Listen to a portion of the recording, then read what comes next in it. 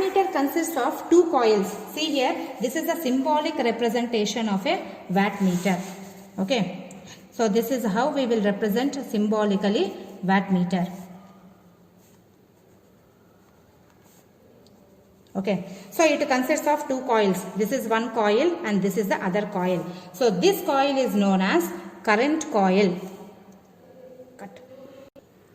So this is the symbolic representation of wattmeter. Wattmeter consists of two coils. So this coil, the coil which has only one turn, which is represented in the form of an inductor, is known as current coil. Okay, and the coil which is represented in the form of an resistance, it is known as pressure coil or voltage coil or potential coil. So these are all the different names of this coil.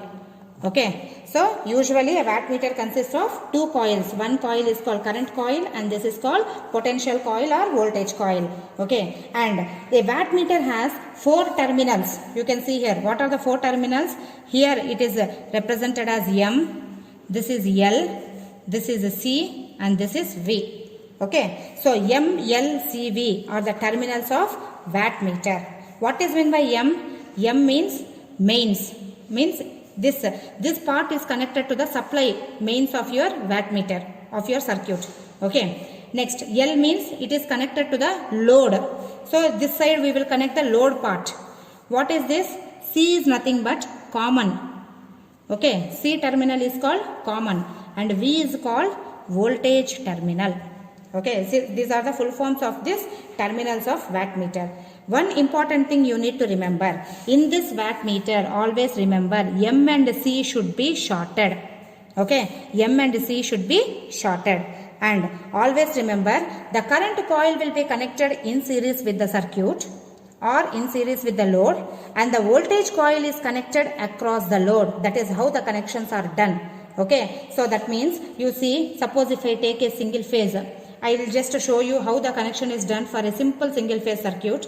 This is a phase and a neutral. So this is your DPST. Okay. So this is how we will represent. And this is a fuse. Now let us use one wattmeter here. So I told you the current coil is connected in series with the circuit and voltage coil is connected. See, this is how the connection will be. Okay. And the other part, it is connected to load in general. So this is the wattmeter. This portion, whichever dotted box. So this is the wattmeter. It is represented as W. And these are the terminals M, L, C, V. Understand? This is a simple connection of a wattmeter. Now using this type of, so like this we will use 2 wattmeters to measure the 3-phase power. So how can we measure 2 wattmeters? How can we measure 3-phase power by using only 2 wattmeters? Usually, first of all, see, whenever we connect a wattmeter in a circuit, so it will measure the power consumed by this circuit. If there are 3 phases, totally we require 3 wattmeters. So if you add all the 3 wattmeter readings, we will get the total power consumed by the circuit. But to get 3 wattmeters, see, you require the same type of wattmeters which will increase the economic cost. So that is why we have founded a new method. By using only 2 wattmeters, we can measure the total 3-phase power. So how, by using 2 wattmeters, how can we measure the? Today we are going to study measurement of 3-phase power using 2 wattmeter method. So in this experiment, what we are going to do is, we have a 3-phase power, that is RYB 3 phase is there. For that RYB 3 phase, the power is calculated using the 2 wattmeter method. So what is a wattmeter? Wattmeter is nothing but it is a device which is used to measure the value of power. So the wattmeter value, how it is given is, usually when we calculate the wattmeter value, it is given as V into I into cos phi, that is the angle between voltage and current value, whatever is there, that value is known as the wattmeter power which has to be calculated. So to conduct this experiment, we require a 3-phase AC supply, voltmeter, ammeter, 2 wattmeters and 1 resistive load. So if we observe in this module, you can see this is a 3-phase supply, RYB 3-phase, 450 volt AC supply, and we have 1 voltmeter, 1 ammeter and 2 wattmeters, WO1, WO2. 2 wattmeters are required, and this is a resistive load. So here in this resistive load also we have 6 terminals which is given. So those 6 terminals whatever is given is R1, Y1, B1, R1, Y1, B1, R2, Y2, B2. So these 6 terminals are used to do the connections. So this load whatever we have taken, it has to be either connected in star connection or in delta connection. So here we have connected it in star connection, and it is a balanced load which is used to calculate the 3-phase power. So now starting with the connections, how is the connection done is, you can see we have R, Y, B 3-phase, and along with that resistor wattmeters are given for the connection. So we have to start from each single line, R line, Y line and B line, and all the series connection has to be done at starting. So from R phase of the supply it has to be given to the ammeter. This is an AC ammeter which is used. So at starting when we are doing the connection from the R phase of the supply, it has to be given to the ammeter. So this is the ammeter one end. The other end of the ammeter has to be connected to the wattmeter. So other end of the ammeter where we are connecting, it has to be connected to wattmeter 1, WO1, M terminal of WO1. So from the ammeter,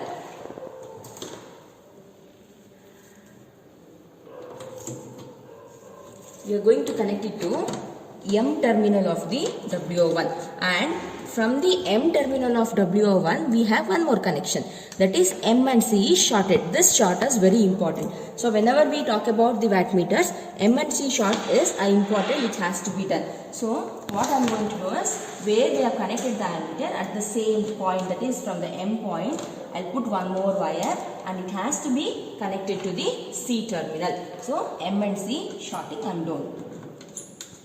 So M and C is shorted. After the M and C is shorted, what is the next terminal? It is L terminal. From L, it has to be connected to the load R phase. Okay.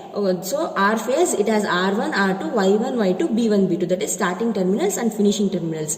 To the starting of the load R1, L terminal has to be connected. So from the L of wattmeter 1,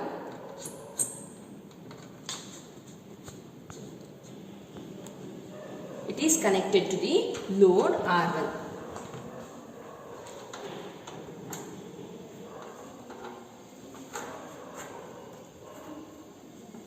It is connected to the load R1. So after this R1 connection is done, we can see the series connection is finished.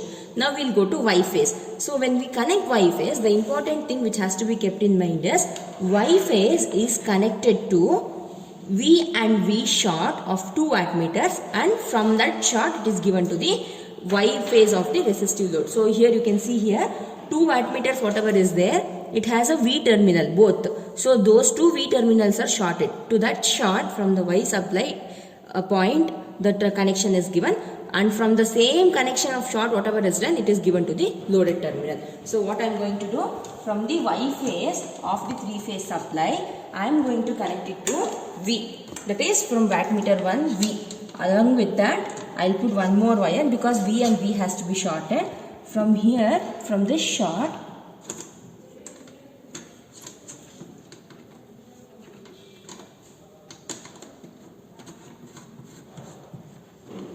I will connect to the, from this point I will connect to one more V. Along with connecting to that, I have to connect from this short to the load. So I take 2 wires, this V and V whatever is shorted, you can see here V of WO1, I am going to connect it to V of WO2. Along with that I will put one more wire, and from this point I am going to give it to load Y1.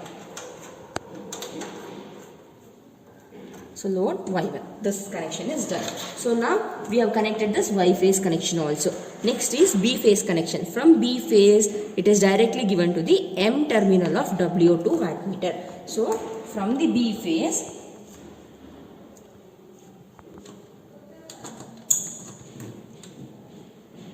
it is given to M terminal of WO2. Along with that, M and C short has to be done. So from here one more wire I will put, and always remember you have to use thick wires for doing the connections here, because the 3-phase current will be more, that is why which the wire which has more capacity to withstand the current, those kind of wires has to be used. So now M and C I have shorted, and one more remaining terminal is L. From L it will be connected to B terminal. So from the L of W2 I will connect to B1 of the resistive load.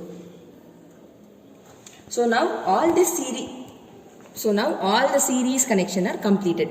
Next is R2, Y2, B2 is remaining. So how is R2, Y2, B2 connected? It is a star connection. So all the three are shorted together. So take two wires and short R2, Y2, B2. So from B2 connect Y2, and from the same point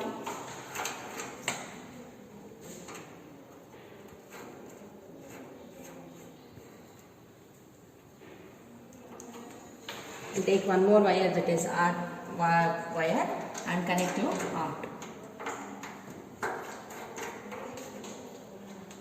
So R2, Y2, B2 is shorted. So this completes all our series connection. Next one more connection is remaining, that is the voltmeter connection. So where is voltmeter connected? It is connected between R and Y phase of the AC supply. So two patch cords, one for R phase and one more for Y phase. So this completes our circuit connection. Once all the circuit connection is completed, we have to ensure that the load, whatever we have taken, 3 phase, you can see there it can be varied in 5 steps. All the switches should be kept in the off condition. All the loads, whatever is there, it has to be kept in the off condition. By keeping all the loads in the off condition, we have to switch on the power supply. After switching on the power supply, switch on the auxiliary supply also. So after the auxiliary supply is switched on, here you can observe at starting I have kept all the loads in the off condition. We get only voltage value, and this wattmeter whatever is there, it is also reading 0. So what can be done is, now what we are supposed to do, here you see reading the readings in the wattmeter is very important. How do we read? You can see what is the scale given here. The final full scale reading of a wattmeter is 2.5 kilowatt, that is 2500 watts. So here from 0 to 0.5 kilowatt, how many divisions are there? We have 5 divisions. So totally each division will be having, what is the value? It will be 100 watts. 0.5 kilowatts means it is nothing but 500 watts. So each division is considered as 100 watts. So in between we get between 0 and the first division, if you get in between here, if the needle is very nearer to 0, you have to assume and approximately take the value. Since we don't have a larger scale which is given with a detailed one, so approximate value whatever we are going to get, that has to be taken. So after that what are we supposed? So after all the connection is done and the supply is switched on, now we will switch on the first load. After switching on the first load, we can observe the meters. When the meters are observed, what is the value of voltage? It is 419.1 volt and current is 0.357 amperes. Wattmeter 1 is reading approximately 90 watts and wattmeter 2 is reading 100 watts. So this is the first reading. In the similar way, we can switch on the second load and note down the readings. When the second load is switched on, the voltage is 418.9, current is 0.703 and the wattmeter reading is, first wattmeter is reading 190 watts and the second wattmeter is reading 210 watts. So these are the readings. In the similar way, we can switch on all the loads. That is third one, fourth one and fifth one.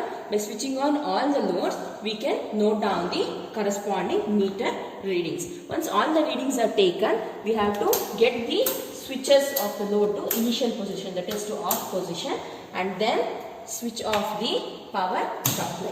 So after this, we have to see the calculations. Here we have W is equal to W1 plus W2. This is nothing but the practical value of power what is obtained, and next is calculated. This is the theoretical calculation. Okay. So how is the practical value obtained? We are going to add W1 plus W2. It is 190 watts. This is the practical value.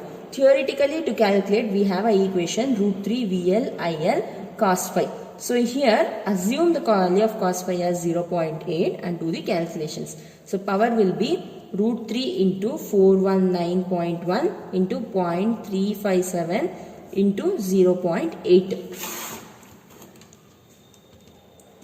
Root 3 into 0. When we calculate, we will get the value as 207.31 watts. So this is the calculated power. So here this value of calculated power is 207.31 watts. You can see a slight difference is there. Actually when we calculate, practical and theoretical value will be always same. It has to come same. Here we have a slight variation or a difference of some 17 watts. Why is this difference happening is, if we see here in the wattmeter, we don't have a reading for each specific division. Together it is 0 to 100 it is calibrated. So in between whatever is the reading obtained, it is an approximate value which is considered. Therefore the difference appears. Otherwise it is always the same value which will be obtained. So what is the result here? What is the result you are going to write? The result is the three-phase power